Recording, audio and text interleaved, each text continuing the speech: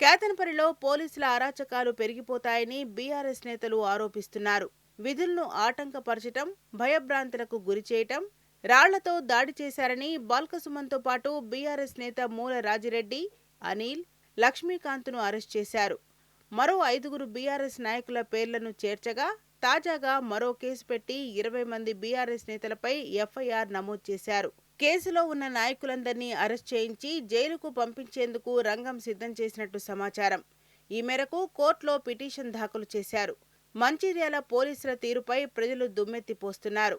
బాల్కసుమన్ దాడి ఘటనలో కాంగ్రెస్ నాయకులు పాల్గొన్నా బీఆర్ఎస్ నాయకులను అరెస్ట్ చేశారని స్థానికులు చెబుతున్నారు.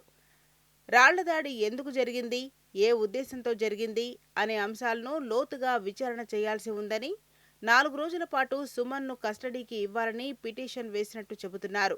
దానికి స్పందనగా బాల్కసుమన్ తరపు న్యాయవాదులు కౌంటర్ పిటిషన్ దాఖలు చేశారు.